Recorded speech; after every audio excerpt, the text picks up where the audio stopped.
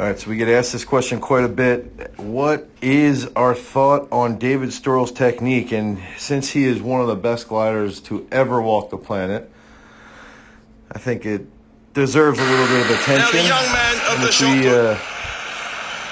personal best in the qualifying, a personal best in the first round. Big bomb. And that is again an enormous.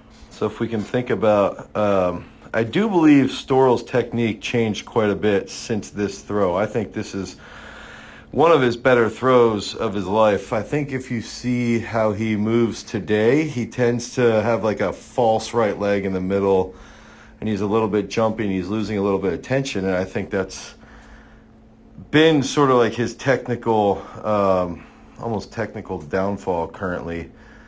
But this throw's really good. But I'm going to talk about what I would like to see changed. And keep in mind, if I want to see technique changed, that doesn't mean I think David Storl's this bad person. I don't think he's a bad human being.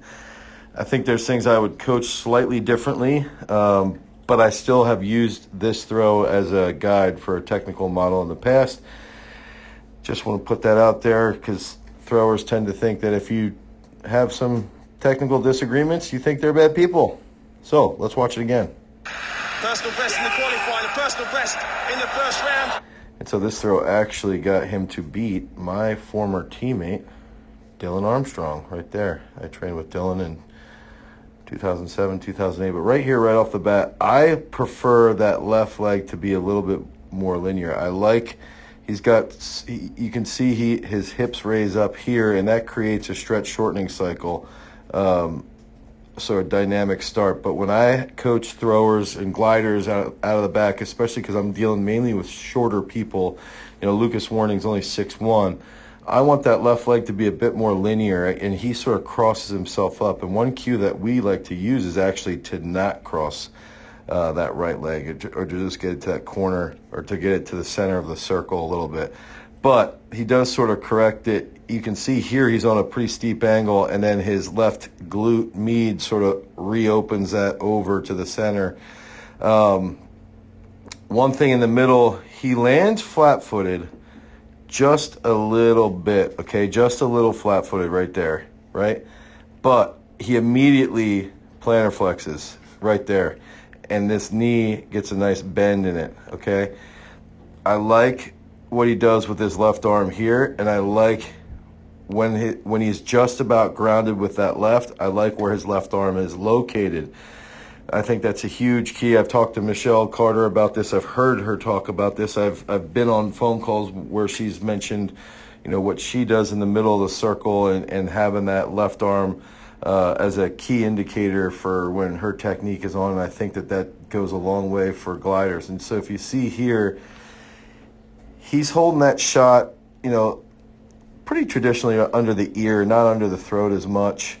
But as he opens this, I'd like maybe a little delay with a little higher left arm, but that's nitpicking. He's got a nice knee flexion here, good plantar flexion. I'd like to see a little more rotation from that right knee, but he does keep it grounded to this point right here, and you can see he's facing almost, his right hip is sort of facing this person out here in the sector, and I think he squares up on this pretty well. And then his left arm tucks in, and he sort of really plants into that flat left.